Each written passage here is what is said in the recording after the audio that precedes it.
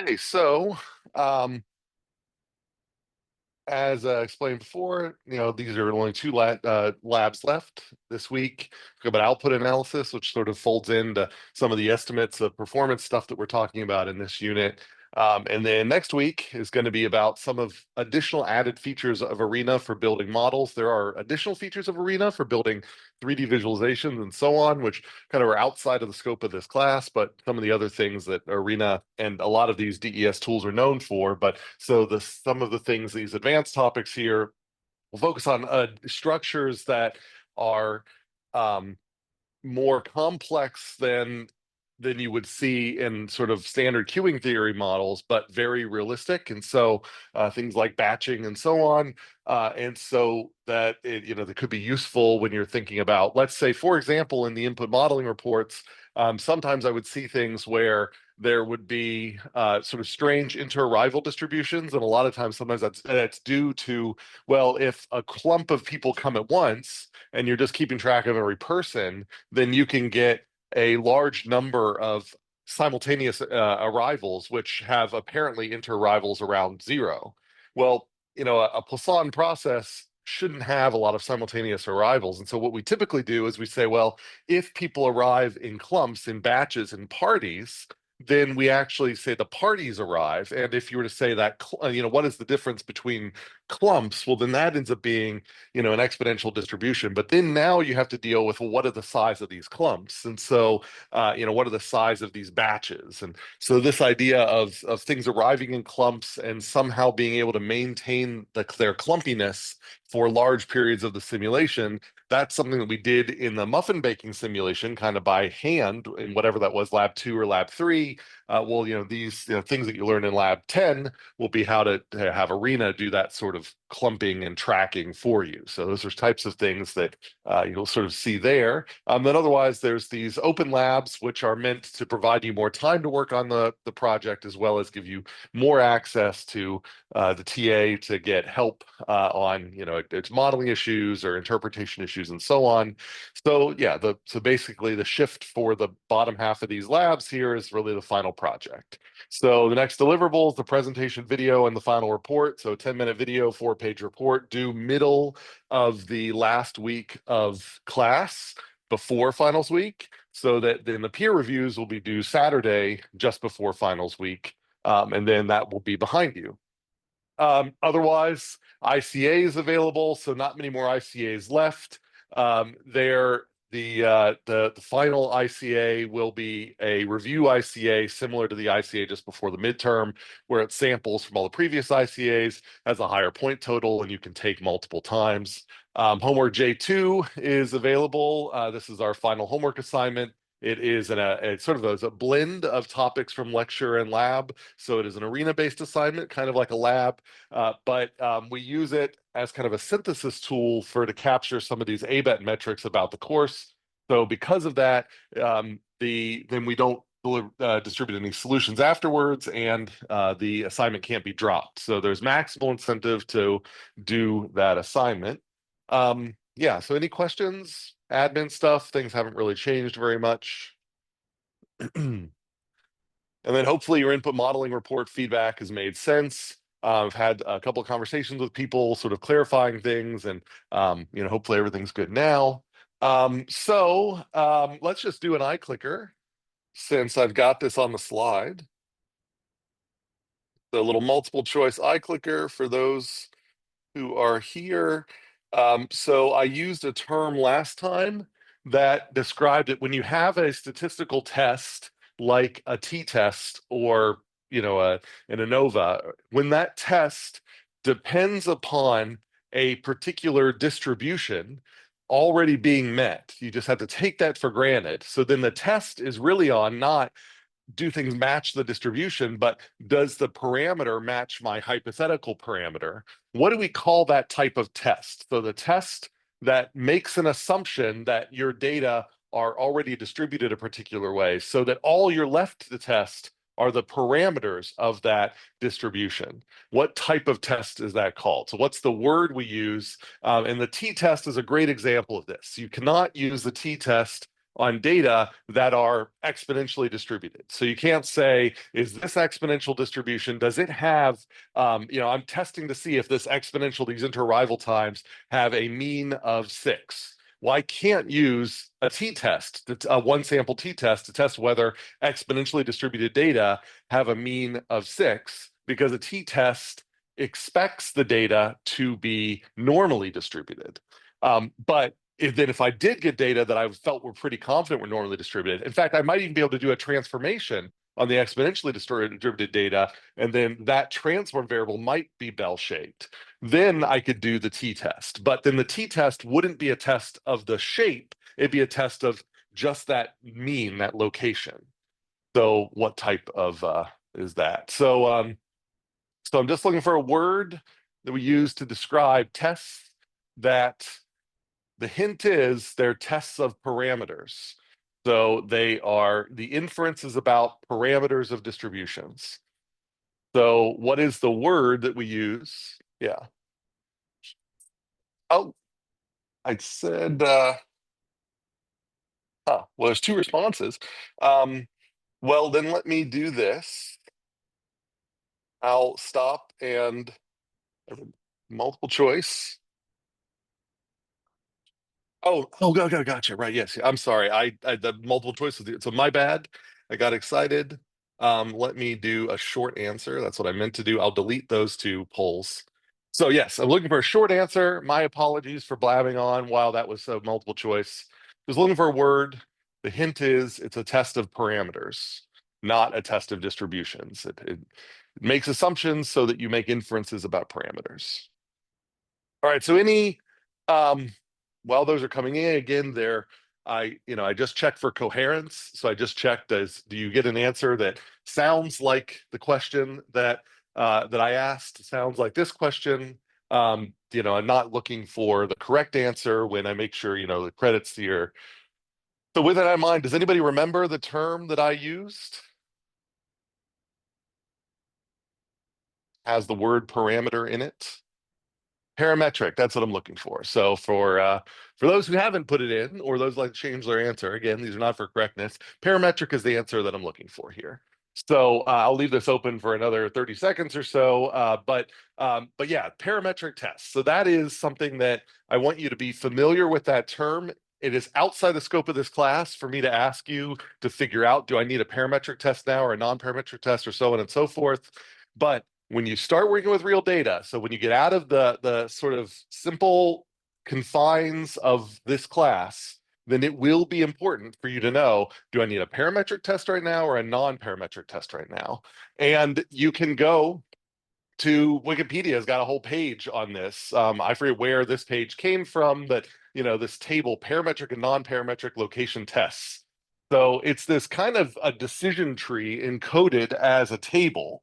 So, they've got up here ordinal and numerical measures, one group. If you have a n greater than 30, then they say it doesn't really matter what the distribution is. It's probably fairly normal. So we'll just use a one sample t-test. But otherwise, if you have a sample size less than 30, is it normally distributed? Okay, great. Do the one sample t-test. Is it not normally distributed? Okay, now we need a non-parametric test. And they are saying use the sign test. So, and then they go down through here. So what about 2 groups? Same plan. Well, are these 2 groups independent from each other? Then, did I gather them in 2 totally different ways? Yes. Well, then I go down here and say, is there less than 30? Yes. Normally distributed? Yes. T-test. Not normally distributed? U-test. So this sort of gives you this idea of this decision tree that over your career, you will eventually burn this into your head if you work with data. But in this class, it's sort of outside the scope of this class for you to know this, but we only are using parametric tests in this class. But you should know that you can't just use them for free. So just because we can get away with using t-tests in this class, eventually you're going to hit data where if you use a t-test, somebody will say, why were you justified in using a t-test? So I just want you to know other tests exist. I don't want you to say, Ted was, lying to me. He said I could use a t-test for these data. It's just that for the purposes of this class, where it's just a mildly statistical class, then we have to work with something. And most of the data that comes out of our sims will be well suited for the t-test for reasons that we'll discuss. But in real data with real experiments, you have to be much, much more careful. So that's what we mean by parametric versus non-parametric. Can we count on the distribution or not? If you know that ahead of time, then you can start walking down through these tests. So you'll notice that like these are tests of these say ordinal numerical measures, down here nominal measures. These are basically the same sort of thing, but for chi-squared. So down here, you'll notice it says if I've got two groups, two distributions I'm trying to compare to each other, they're independent from each other in P, so the average value in each bin is greater than 5, chi-squared test. So it's the same thing. I mentioned there are other alternatives to the chi-squared test, like the Fisher's test, for example, Fisher's exact test, and so on. So, and this kind of gives you the way to decide. So, before, when I was in your shoes, when I was first starting to learn all of these things, all I could see were the leaves of this tree.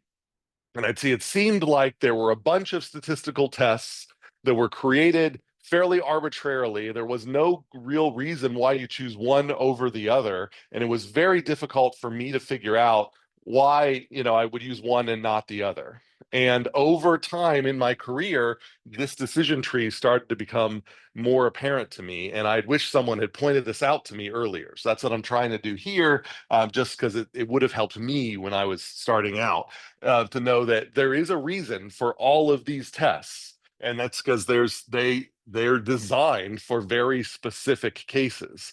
We just have to teach you kind of one test first. So we teach you sort of the test we think is the most general, like the t-test, the ANOVA, and the chi-squared. These are sort of basic tests, but they are not the broadest. So there are alternative versions of these tests that you will have to use if your data don't meet the assumptions of these tests. So I'm trying to burn into your brain.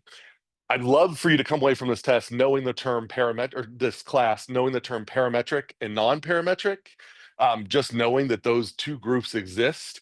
That's something I'd love for you to take into the final exam. Otherwise, though, knowing that a U-test is the non-parametric version of a t-test is not what I need you to know. But I do want you to know that there is a non-parametric t-test. So any questions about that? Does everybody understand what I mean by non-parametric versus parametric? Parametric tests give you more power. Okay. All right, so this unit, we're talking about actually starting to run simulations and figuring out how many replications to run, how to set up our simulation, and so on. So we have been focusing on, I'll go ahead and stop this poll. So last time we introduced terminating systems, which we simulate with transient simulations. We introduced non-terminating systems, which we simulate with steady state simulations. And so by the end of today, we'll talk about how you choose the number of replications here. And then in the next class, we'll talk about how you choose how much data to get rid of here and how long to run these things to make sure you have a good steady state simulation. So get back to skim here. This is where we left off last time. We're talking about point estimators to start the class, interval estimators to end the class. So when we talk about point estimators, you're saying we've got a bunch of data and we want to then aggregate it into a single measure. So if it's discrete time data, it's just a list of data and we're taking an arithmetic mean. That is the typical way that we're going to aggregate data. We're going to take a point estimate of an average here. So what is the mean of this sequence of data? This is going to be we're going to want to estimate this mean.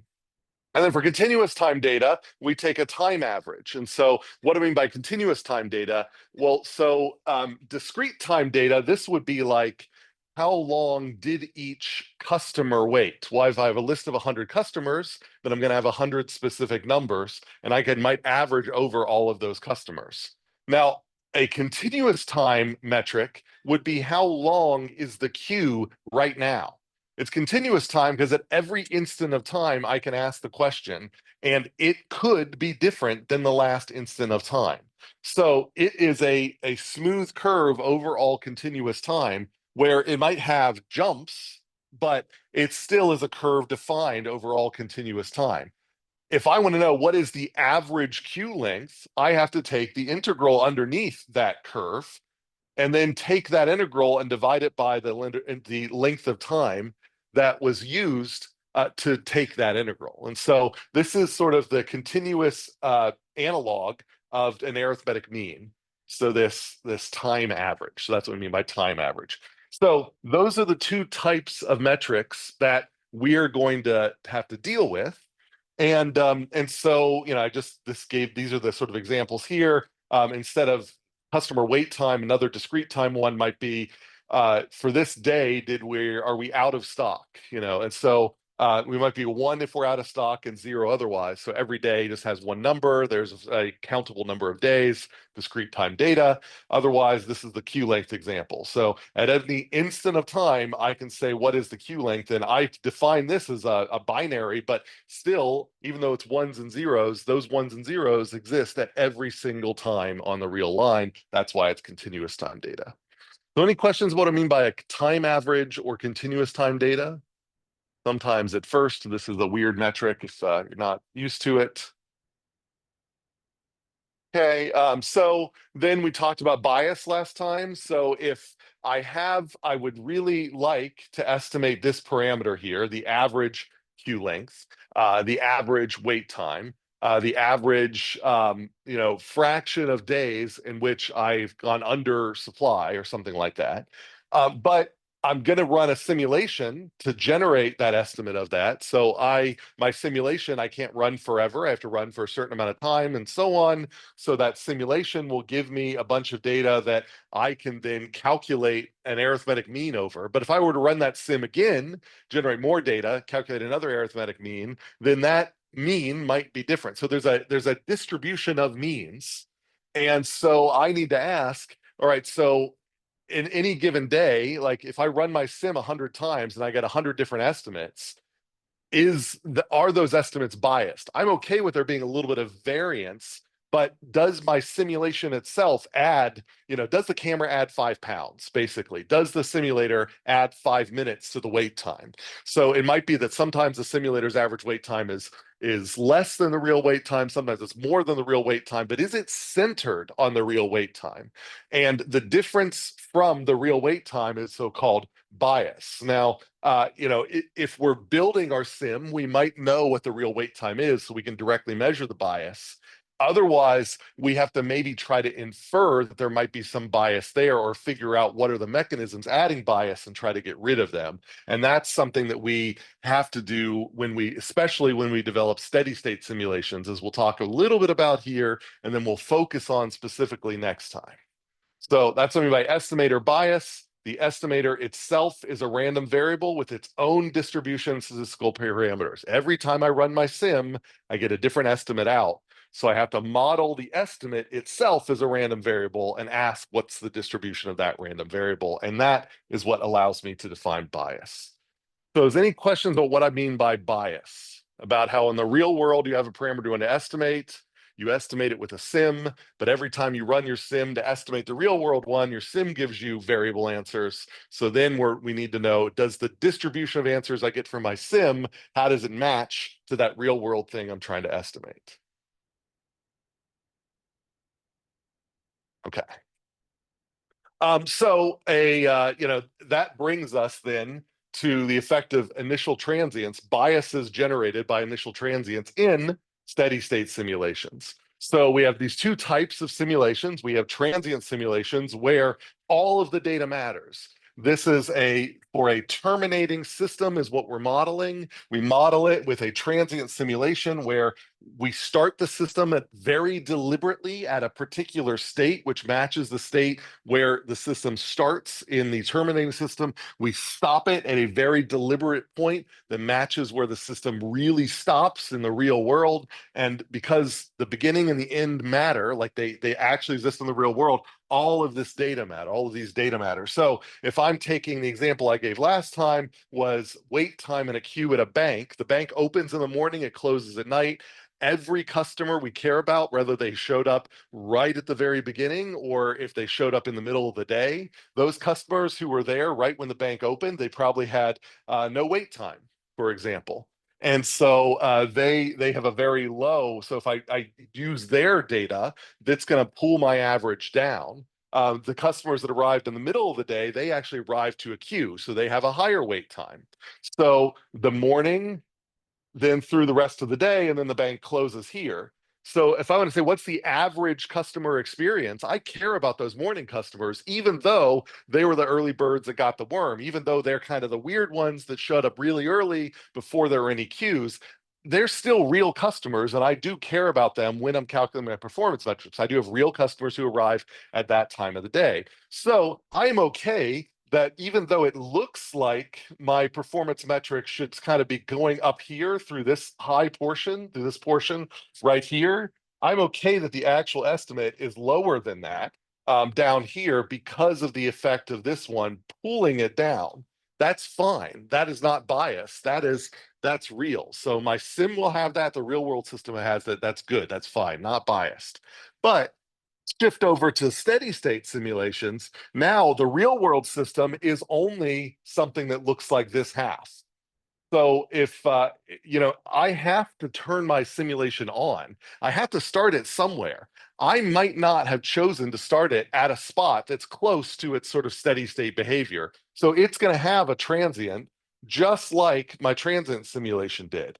But this transient is purely an artifact of me not having the right knowledge about where things will settle out. So that's just my lack of knowledge of the system. So I let the system run for a little bit, it warm up. This is what we call a warm up period. And as the system warms up, once it's kind of hits its kind of operating temperature, then I start taking data, and only then. If I don't truncate that warm up period, if I include these data are not real world data. They're just an artifact of me starting the sim at an artificial point. So if I include these data into my average, then I actually do maybe want the average that pierces, goes across the middle here, the squiggly line right through the middle. That's maybe what I actually want to be estimating. But because I've included these data, which are meaningless over here, this warm-up period data, then it pulls my steady state, my estimated steady state down, and that generates bias. So that's a real world example of what we mean by bias here. So we then, as we'll talk about next time, need to figure out how long to run our sims and how much warm-up in order to eliminate bias. One of the things about bias is running more sims does not get rid of your bias. That's one of these things where taking more data doesn't get rid of the bias. It's actually designing the simulation that gets rid of the bias. So any questions about those distinctions?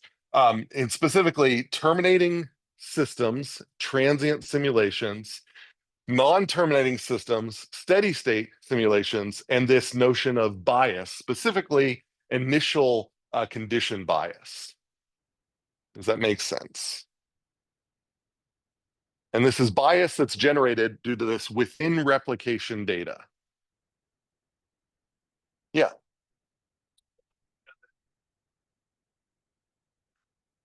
No, so question was, is terminating better than non-terminating? It just depends on, like, if you're asking a question about a terminating system, like a bank is a terminating system, but there are other systems like maybe phone centers, call centers that are that service the entire globe. They just never shut down.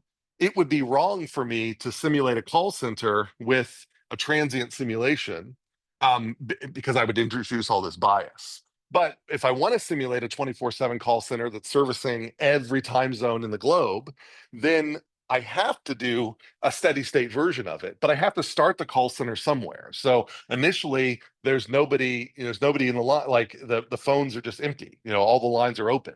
And that's just because I had to start the sim somewhere. So I have to wait for that warm up period. So you have to ask, what is the real system one that has a real start and end point, or does the real system effectively go on forever? And then once you have that, then you say, okay, if it goes on forever, I need a steady state simulation and I need to worry about bias. If it doesn't go on forever, okay, then I need to make sure I start my sim at exactly the right spot and I end my sim at exactly the right spot. Does that make sense? Great question. Any other questions? Okay, good. All right. So other point estimators that we worry about. So it's not only mean, sometimes, very often actually, we're asked to estimate quantiles. So people aren't interested in the mean performance, they're interested in the 85th percentile performance or the 0.85 quantile performance. So what's a quantile? Remember that a quantile describes levels that dominate a specified fraction of responses. So what is the 95th percentile exam score? Well, that is the score under which 95% of the students scored. So you might say that, well, the 95th, like, rather than asking for what's the average on the exam was 80%. Well, okay, but then you can say, well, the 95th percentile score on the exam was 92. So the average might have been bundled around, whatever 80%. But if you go a couple of SDs over, then what you're saying is that 95% of the scores were less than 92%. Gets a little confusing when we're talking about quantiles of percentages. There's just a lot of aisles going along, but that's what we're going for here. And so we recall that the inverse CDF we refer to as the quantile function. We refer to it that way because if you know the CDF of a random variable, then if you invert it, if you plug in a probability into the inverse CDF, it will give you an outcome out, and that outcome will be the quantile that corresponds to that. So that's why in the inverse CDF is something called the quantile function. It is that if you know the CDF, it can predict these, but we're going to estimate quantiles from data. So this is what we're trying to estimate is for an output measure, the P quantile, or I could say the something percentile if I'm dividing by 100, is the value, the data value. So it's in the range of your data, such that the probability that all of the other data you have is less than that value is equal to the given value of P. That's the kind of uglier way to write that. So again, I can refer to that as the percentile. The median is a special case of that. The median is the 0.5 quantile or the 50th percentile.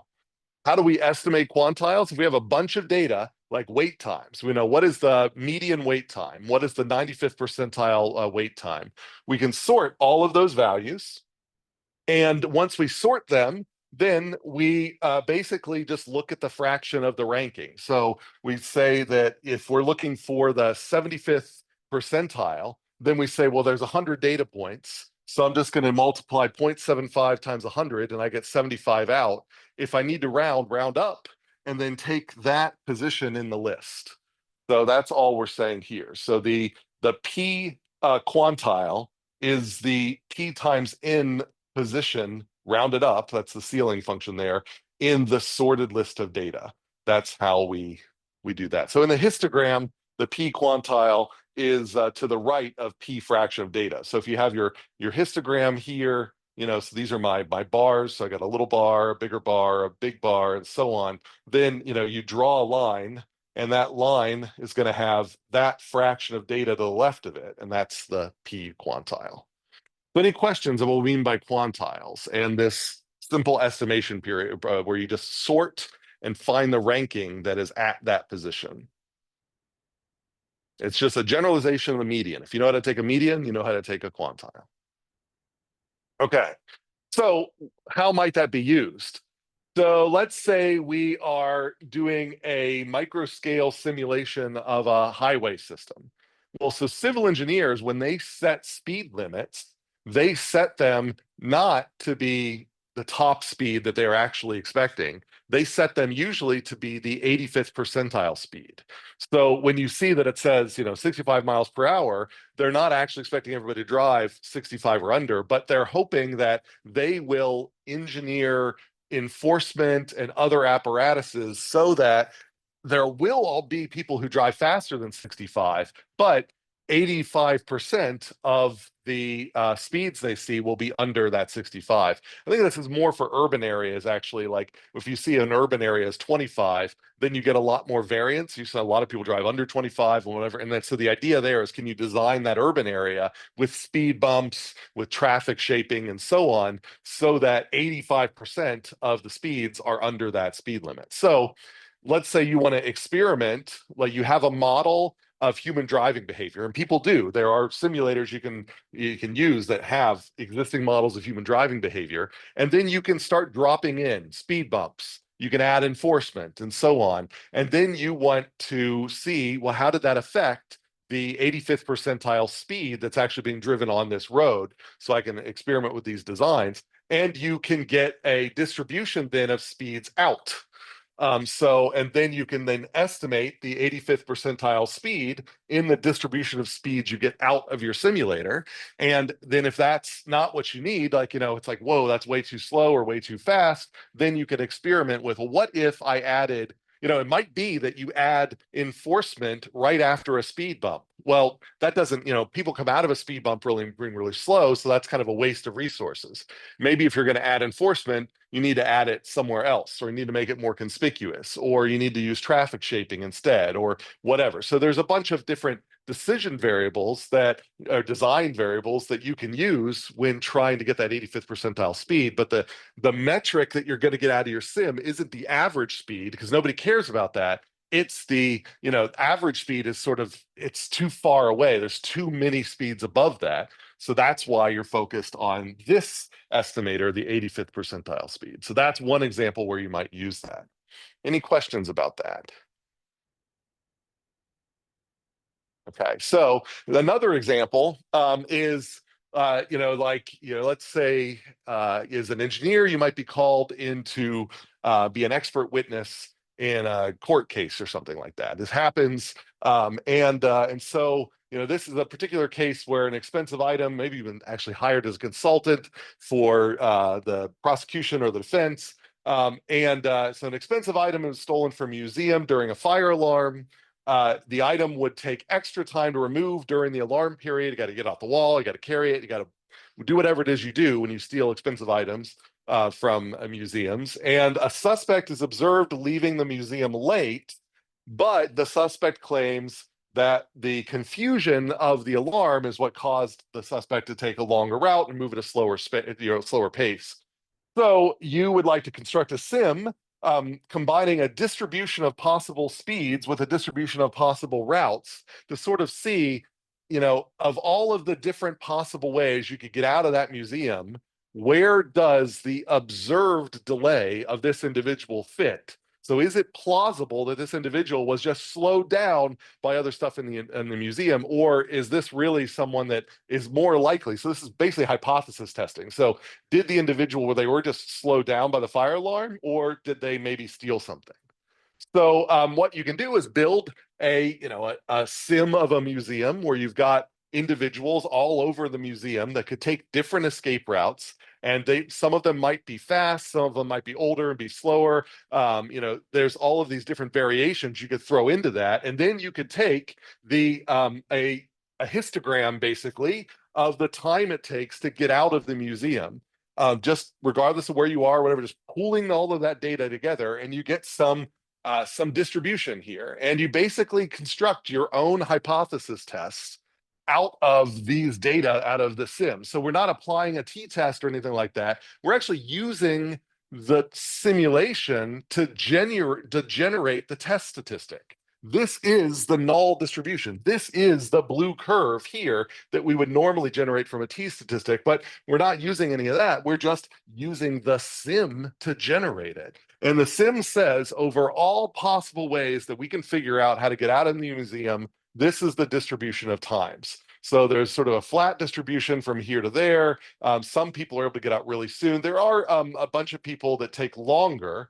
And we're going to say that for a 5% error rate, this is our threshold. So we're saying that if anybody who takes longer than this dashed red line here, you can conclude that with only 5% error, that person likely was doing something else. Their escape time was generated by a process other than just the standard escape time of getting out of a burning building. And so that then you might say, well, if this is the observed escape time, it's so far to the right here that we're going to say that that is evidence that this person's story can be rejected. They probably didn't come out. Now, it might be that when it in a court of law, that your alpha value is going to need to be a lot lower than that. So that might mean that this critical value needs to be a lot higher. So maybe 5% is good enough for sort of scientific inference, but we're talking about somebody going to jail, then we really can only make that type 1 error with 1% chance or 0.5% chance or whatever. The lower you make that, you're just going to move this threshold over, but the sim still generates the same outputs. So that's an example of using quantile estimation in a simulator to actually generate a test statistic to test the plausibility of a story about, an outcome. So any questions about that? An alternative way to use sim to test these ideas. And another example of why quantile estimation can be useful. Okay. All right, so we finally reached that point in the semester where we can start moving from point estimators to interval estimators. And I'm just going to repeat this several times. Whenever possible from this point on in the course, in your final project reports in particular, if you find yourself estimating a mean, I am going to expect you to estimate a confidence interval around that mean unless you have really good reasons why you can't, because means are meaningless without being embedded within confidence intervals. So what is a confidence interval? So we've learned about t-tests at this point. A confidence interval is the set of hypotheses that a t-test cannot reject. So when someone says this is a 95% confidence interval estimate of the time you're going to wait, getting into a store or something else like that, what they're saying is that if you take the real average, so let's say the real average is 5 minutes, and you get an estimate of 4.6 minutes plus or minus, this is your confidence interval, half a minute. So it goes from 4.1 to 5.1 minutes. So you estimated the 4.6, the real one is 5. So what you're saying is that with the data that I have, I cannot reject any hypotheses from 4.6 all the way up to 5.1, and I cannot reject hypotheses from 4.6 down to 5.1. I have no idea what the real average is, but I am not willing to reject any of those. If it's outside of 5.1 or outside of 4.1, if it's outside of that range, then I'm willing to say, yeah, the real average can't be that. So that's what the confidence interval is trying to grab here. It's the set of things you can't reject with a t-test for those data. So the center of the confidence interval happens to be the mean estimate, but in reality, we really don't care about the center of the confidence interval generally. Usually, if we just care about the bounds of the confidence interval, because it doesn't, your actual estimate of the mean, it's almost arbitrary. It just is a center for the confidence interval. You're saying that basically any one of these values in the confidence interval could be the real mean. That's why it's much better to have interval estimates than point estimates. So we generate the center to generate the confidence interval. After that, you can almost forget that middle point exists, because it really is about the boundaries. So the confidence interval is centered on your mean estimate. We're referring to the half width. So the h, that is the distance away from the center to both boundaries. And we're going to use that term HW or H half width a lot. So the half width here is something that we can end up calculating from the variance in the data and the number of samples we have. So, so this is how this purple thing here, that is the half width. There's our mean plus or minus the half width. And what is that? This is just the estimated standard deviation in the data divided by the square root of the number of samples. So this little portion here is what we refer to as the standard error of the mean. So this is saying that if you ran this experiment many times, and you generated this y hat, this estimate many times, those y hat values would fall into a bell curve. The standard deviation of that bell curve of estimates will be this thing on the right here, s divided by the square root of r. And so that's our so-called standard error of the mean. To get the half width from that, you multiply it by the critical t value with r minus 1 degrees of freedom. So this alpha, because it's a two-tailed t-test, if I'm looking for a 5%, so if I'm asking for your 95% confidence interval, that corresponds to an alpha of 5%.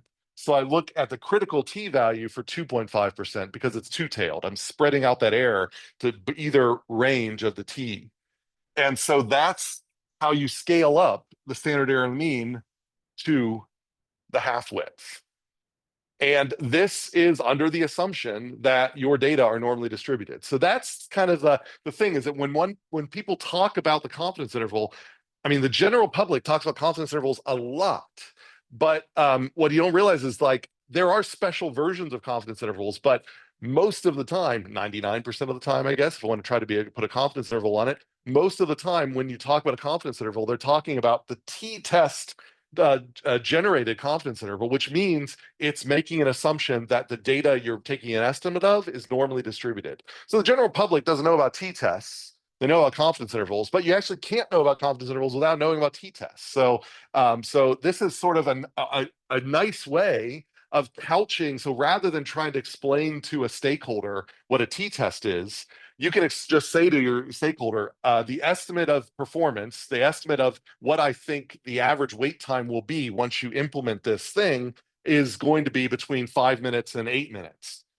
You have effectively given them a summary of t-tests by that confidence interval. You never had to say the word t-test, but they are linked. You get one from the other. So that's what a confidence interval is. So if you're given a confidence interval, then you can, if you know the number of samples, you can actually back out other parameters. So if somebody says we had a mean of 5.6 with a 95% confidence interval or a half width of 2.5, you could take the half width and you could say, and that was calculated over 50 samples. Well, if I know the number of samples and I know the half width, I can solve for the standard deviation. So you can kind of do these arithmetic tricks here to back out other estimates if somebody gives you the confidence interval. So it's a very convenient quantity. You can also, if you know that the data are normally distributed, which they should be if you're using a confidence interval, then you can estimate quantiles from that. So basically, if I know an estimate of the mean of the distribution, an estimate of the standard deviation of the distribution, I actually now have an estimate of the whole distribution. I just generate a normal distribution with that mean and that standard deviation, and then I can generate quantile estimates as well.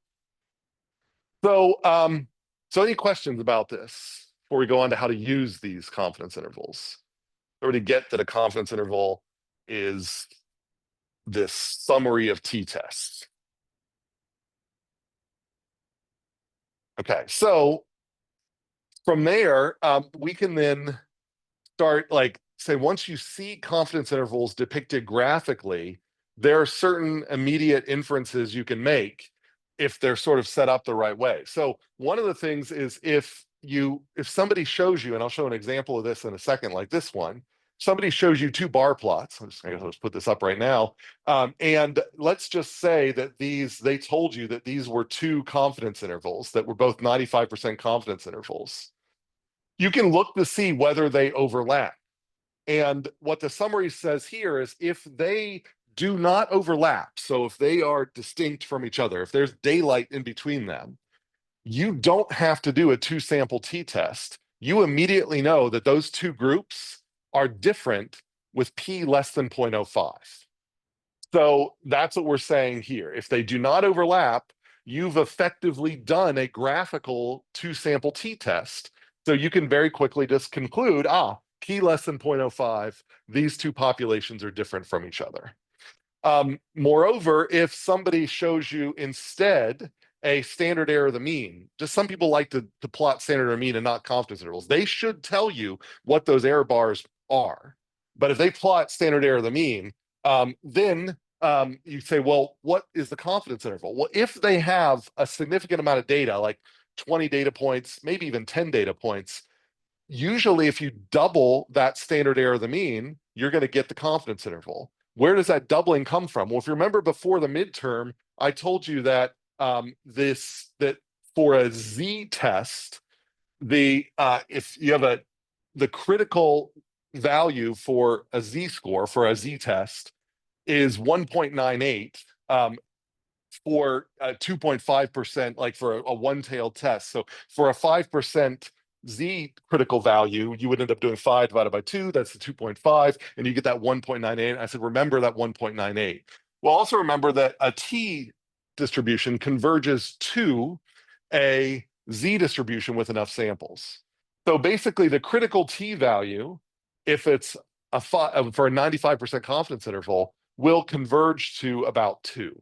So if somebody shows you standard error of the mean and you want to like, I wish these were confidence intervals. If you double the standard error of the mean, that's usually a good way to get an estimate of what the confidence interval is. And then you can try to figure out, do these confidence intervals in these two groups overlap? If they don't, then you can conclude these groups are significantly different. If they do overlap, you can't conclude anything without a formal test. So that's what I'm showing here. So somebody shows you these data. These are data on enzyme activity. That doesn't really matter. But one of them has a high mean. The other one has a low mean. And you look at these and you say, well, oh, these error bars, there's daylight in between them. I could slide a horizontal plane through here. But then you look and you say, oh, but these error bars are actually standard error of the mean. They're not confidence intervals. So with that standard error of the mean, I'd say, well, I actually have to double these in order to get a guess at how big the confidence intervals might be. And if I make these twice as big, then they definitely overlap. So if somebody plotted the standard error of the mean here, then I can say, actually, I need to go and do a formal two-sample t-test. Can somebody tell me what the p-value is for a proper two-sample t-test for these two populations? But if these were confidence intervals to begin with, and they came out this way, I don't have to do that. I could say, graphically, you've calculated a confidence interval for one group, you've calculated a confidence interval for the other group. I don't actually have to put the groups together to do the test because I know that there's this rule that says if the confidence intervals don't overlap for two groups, then if you were to do the two-sample t-test, it would reject the null of them being the same. All right, so question that only works for two groups. That's just a quick thing. If somebody shows you two groups, and just because they've summarized the two groups with standard error mean or confidence intervals, then you can compare the two groups a little more rigorously and effectively do a two-sample t-test. But that's again only if once there's a third group, you really have to do the ANOVA. There are other conditions here too, but this is for this special case, which comes up a lot. Then visually, you can very quickly pop off that two-sample t-test. Any questions about that? From standard error, you double them to get confidence intervals, compare the confidence intervals to do the t-tests. Okay, great. All right, so I'm not going to do this one, but just as a thought experiment here, if these were confidence intervals, but not 95% confidence intervals, what if they're 90% confidence intervals? Here, I see that they do not overlap. So what do I know if I were to run a t-test on these two groups? What do I know about the p-value that pops out of that t-test? Keep in mind, these are 90% confidence intervals. What can I say about the p-values? Any guesses?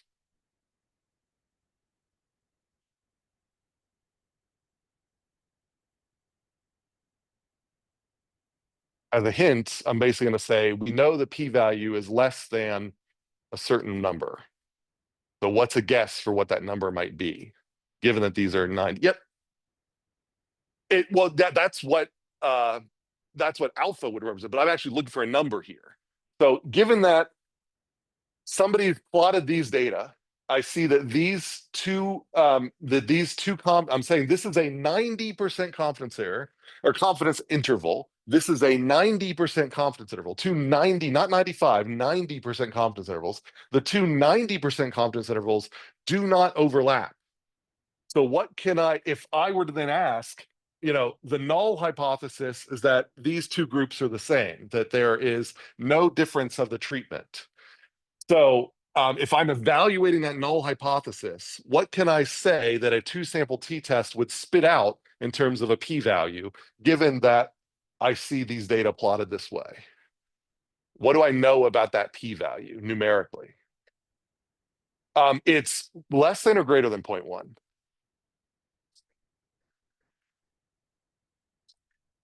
How many people say with less than? So 0.1 is a link for it. How many people say p is less than 0.01? How many people say p is greater than 0.01?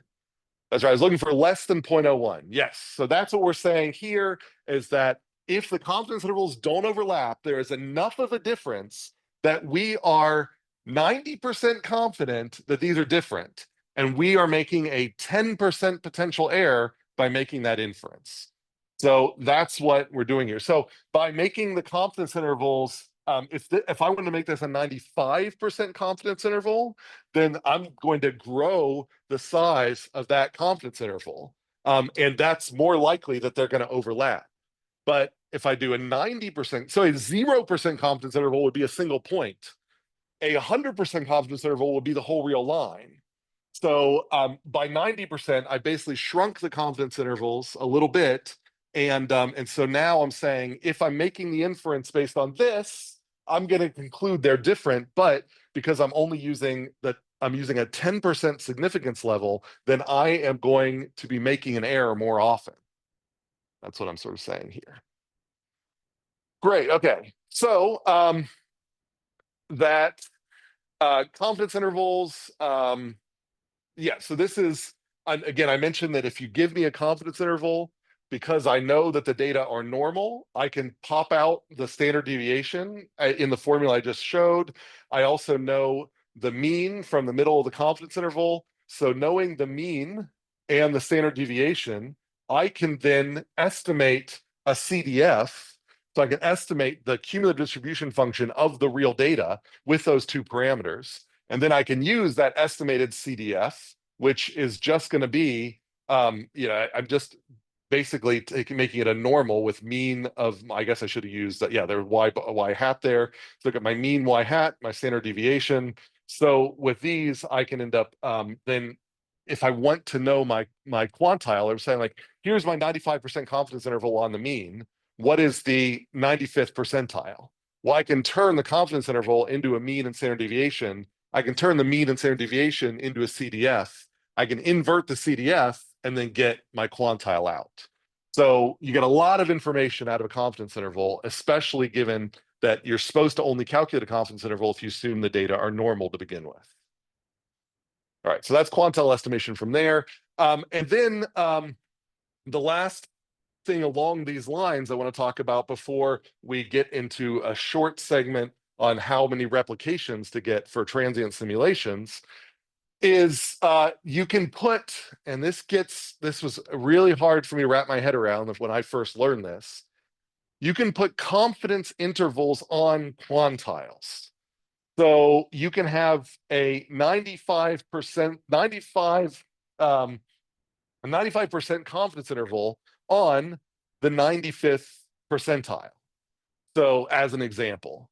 So there's just a lot kind of wrapped up in there. But what we're basically saying is that whenever we generate data out of a sim, we're getting a point estimate of a quantile. But if we ran that sim again, that point estimate of the quantile might be less. It might be more. So we actually need to put a confidence interval on our estimate of the quantile itself. And so the way we do that is with this formula here. So basically, if I have R replications sufficiently large, it usually means more than 20 or 30, then this is the half width in rank of the quantile. So what I mean by that is, like, if I'm asking for the 0.95 or the 0.8 quantile, I plug in 0.8 for all the P's. I plug in my number of replications for all the R's. And then whatever my confidence level is, so if it's a 95% confidence interval, my confidence level is 5%, the 100 minus whatever the confidence interval is, then I cut that in half to get my critical Z value out. And this gives me it's going to say it gives me a half width in terms of where in the rank I need to put my intervals. So I think I'll do an example here on the next slide, but the idea here is P is my original estimate of where I was going to grab the quantile out of in the rank. So P is like, 0.85. I was going to go 85% of the way up and grab whatever the point was there. This is saying, actually, I'm going to go maybe down to 80% and up to 90%. And that is going to be my interval estimate of my quantile. So let me see, like if I do an example here, I've got data that came out of a sim. I sort the data up top here, and there's the ranks down here. If I was asked to generate the 0.8 quantile, so the 80th percentile here, I would normally just rank the data and grab the point that is 80% away from the bottom of the ranking. So it's 80% up in the ranking. But I want to put an estimate, a quantile or an interval estimate on that. So I calculate these half widths, and this half width is 1.96. That's that critical Z value. And then I multiply it by this scaling factor, which we won't go into where this comes from, but notice I put the 0.8 in here, I put the number of replications in here, and that tells me that my lower rank should be at 78% of the rankings. My upper rank for the interval estimate should be at 82% of the rankings. So rather than giving someone 212.03 as the 80th percentile, I say the 80th percentile is between 188.96 and 256.79. So I've put a 95% confidence interval estimate on the 80th percentile. So there's a lot of aisles in there. But when it comes down to it, when you just look at the interval, it makes a lot of sense. Like, this is a very comforting interval. This is ugly and scary. But when you look at what comes out of it, it's like, oh yeah, I get it. Every time I run that sim, I'm going to get a different 80th percentile out. So the real 80th percentile is somewhere in the ether there, and I have 95% confidence it's within this range. That's what that means. So questions about that?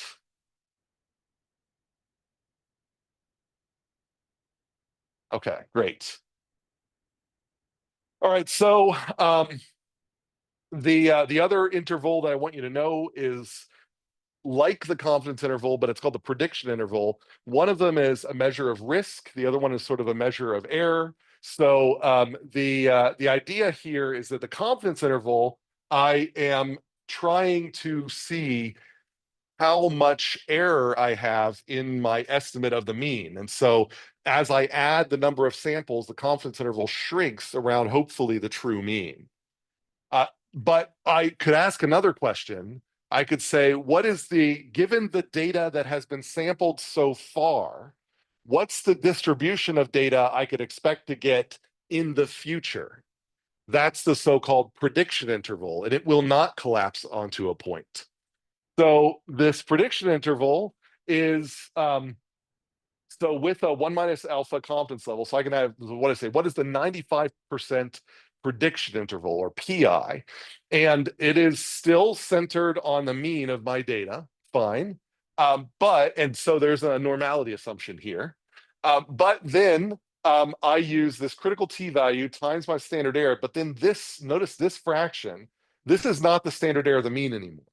This is the standard, an estimate of the standard deviation of the data times 1 plus 1 over r. So this is such that as r goes to infinity, then whereas in the confidence interval, the standard of the mean goes to 0, in the prediction interval, this just goes to the standard deviation.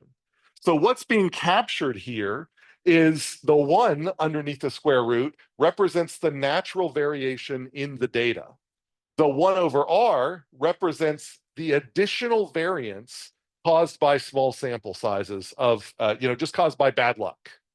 So this is natural variation. This is bad luck variation. The more samples you run of your sim, the bad luck variation goes away, and all you're left with is the natural variation. So that's what I'm sort of summarizing here, is that as the number of samples goes to infinity, this thing goes to the real estimate of the mean plus the critical z value times the real estimate of the standard deviation. So the idea here is I don't have any idea what the real distribution is. I run my sim 10 times. That then gives me an estimate of the mean of the distribution and a standard deviation of the distribution. But because it's only 10 times, those estimates are ugly and noisy.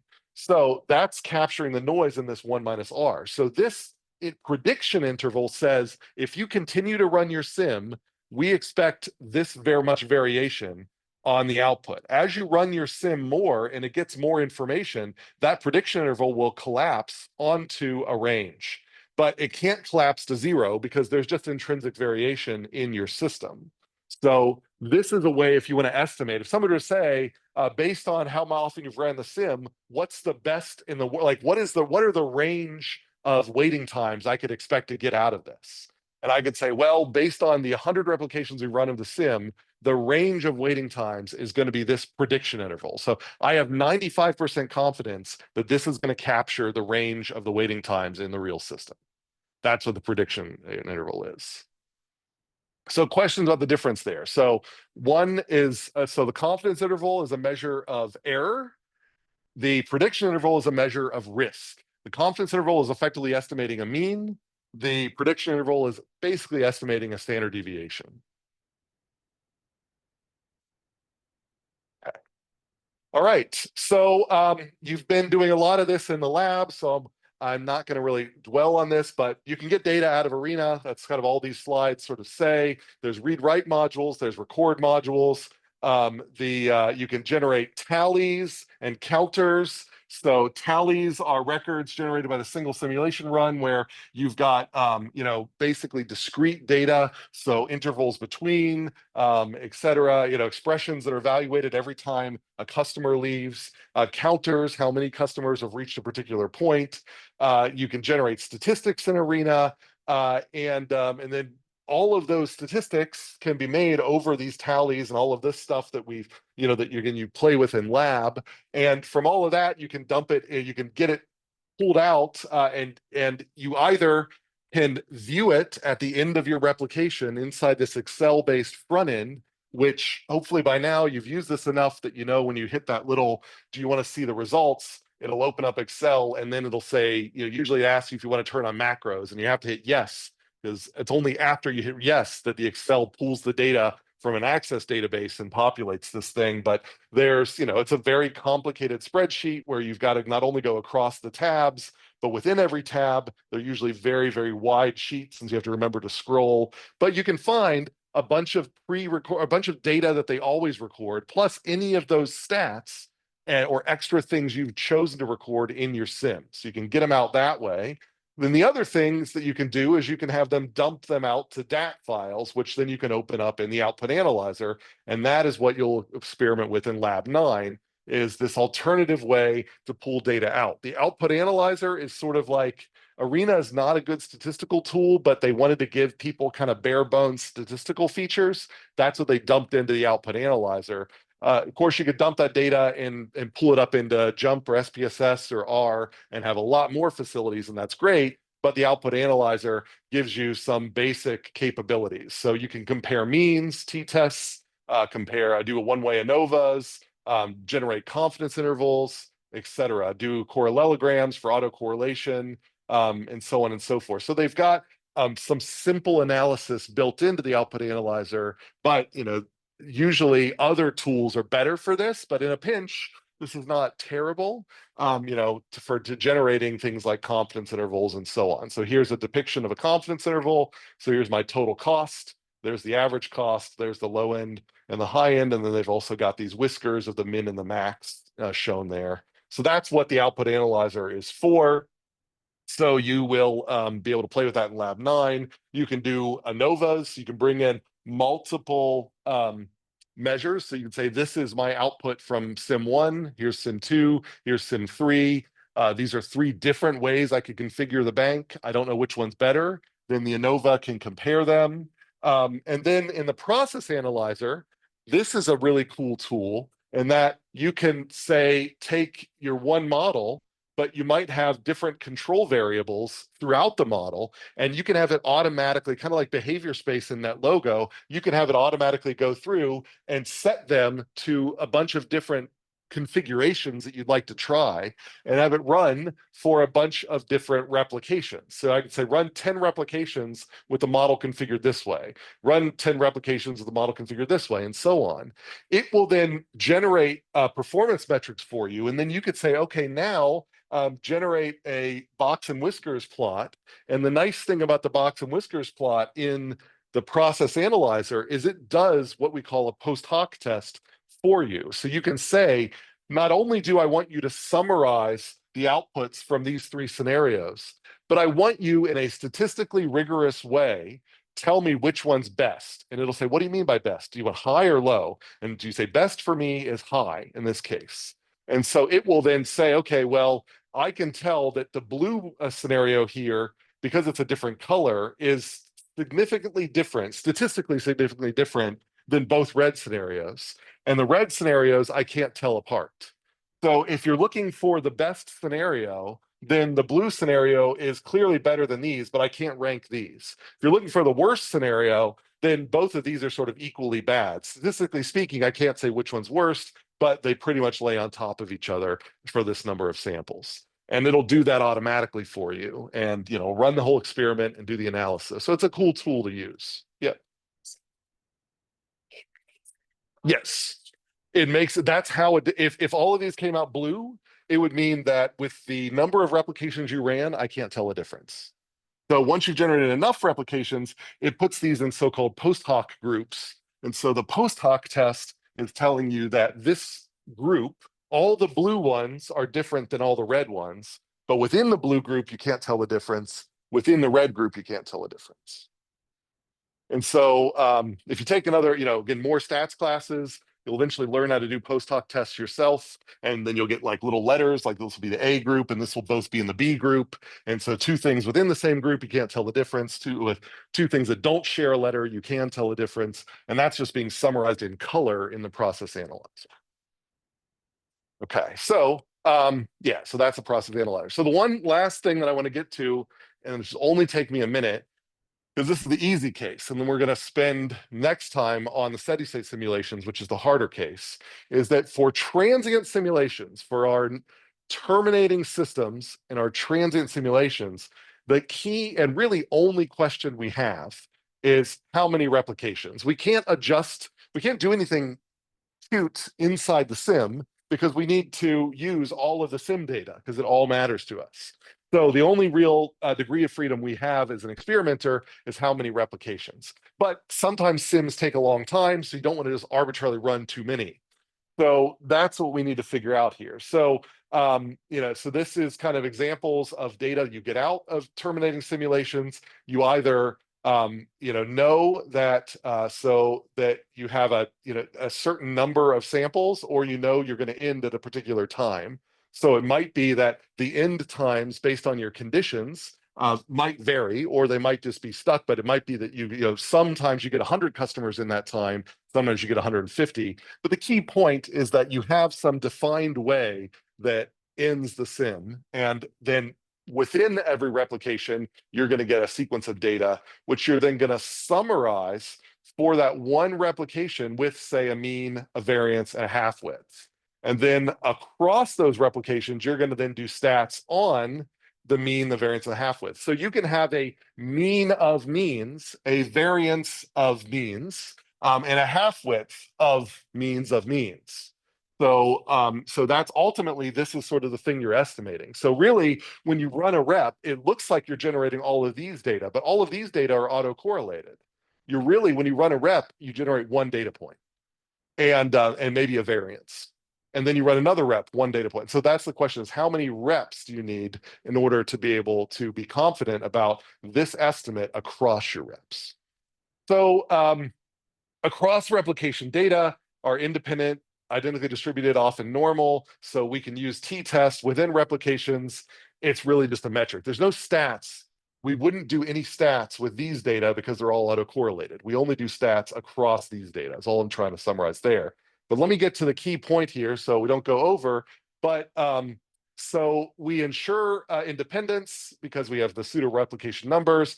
But now the question is, how many replications? Well, you've already learned how to do a power analysis. So you could just do the power analysis. You could say, what type of test do you want me to run? A t-test? Okay, fine. What's the effect size you want me to generate? What's the type 2 error? What's the type 1 error? Okay, I'm going to put that all into my operating characteristic curve, and it says I need 23 replications.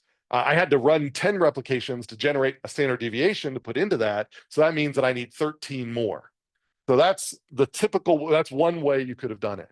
But now that we know about confidence intervals, here's the new part.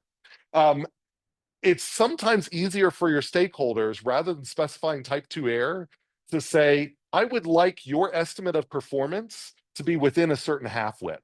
I want your confidence intervals coming out of your sim to have a half width of no more than 1 or something like that. So it's more likely they'll give you a desired half width than a desired type 2 error. Like, that's just a weird thing. And this, maybe you could argue, is not as statistically sound as giving you the type 2 error, but it is it's qualitatively similar and is much easier to communicate. If somebody gives you a desired half width, you know the half width formula. So if their desired half width is epsilon, and you have a pilot study where you estimated S, then you can basically solve for a number of replications needed in order to achieve their desired half width. And that's all this thing is doing here. Now, it gets a little ugly if you're using this critical t value, but remember, if you have enough replications, a t-score is approximated by a z-score, and the z-score does not vary with degrees of freedom.